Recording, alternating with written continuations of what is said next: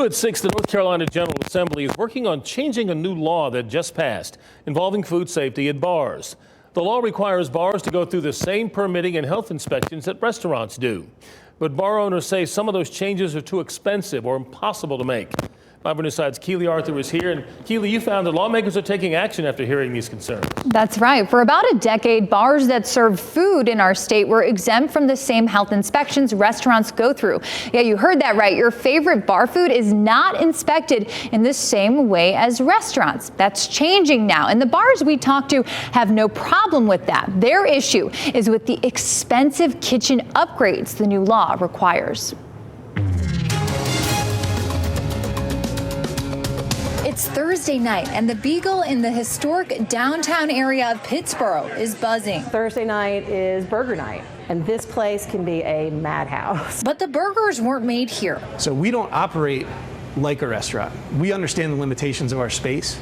They were made in an inspected commercial kitchen at Oakleaf in Carborough, then transported to the Beagle, which is licensed as a private bar, all following established food safety rules, says Brendan and Leslie Cox, owner of both Oakleaf and the Beagle. We are working in good faith. We're not trying to flaunt rules or anything else. You know, we're working within the rules we were given. But on March 27th, the rules are changing. The Beagle won't be able to offer food this way anymore, and the Coxes fear it will put their bar out of business. Private bars have been exempt from health inspections since the North Carolina Regulatory Reform Act of 2013 was passed. In 2022, the ABC Omnibus Bill removed the definition of a private bar, but didn't establish regulations for bars that serve food.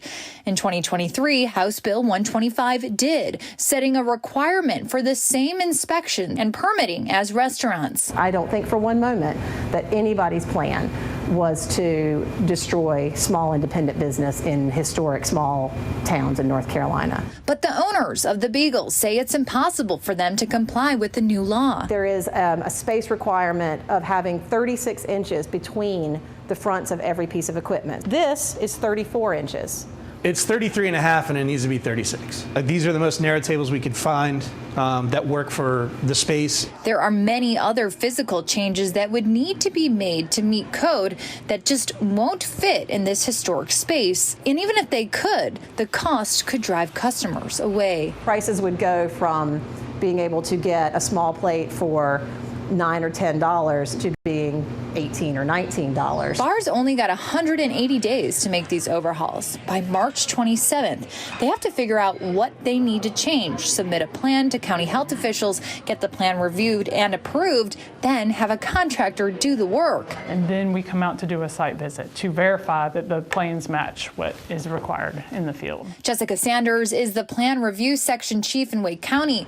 She said the number of bars in her jurisdiction going through the change is technically unknown, with just over 5 weeks until the deadline. We sent information packets out in November to about 200 or more possible impacted establishments. The Beagle's owners only learned about this change around New Year's, giving them even less time to figure things out. I care a lot about the food scene here being vibrant and diverse and different than everywhere else. I worry that if we're not looking at the physical limitations of these small spaces and making accommodations, we're going to end up with the same 12 restaurants in every town in North Carolina. And that's not good for anybody. Yeah, the state health department tells us they're committed to helping bars navigate this process with as little disruption as possible while ensuring the health and safety of North Carolinians. State Senator Tim Moffitt told 5 on Your Side the General Assembly will look at making changes to alleviate the burden the new law has created, but that won't be until they're back in session in April, which will almost be too late. And if it sounds confusing and this is a lot to keep track of, we have a whole history of bar regulations up on our website. Check it out on WRAL.com/5 on Your Side. I think a lot of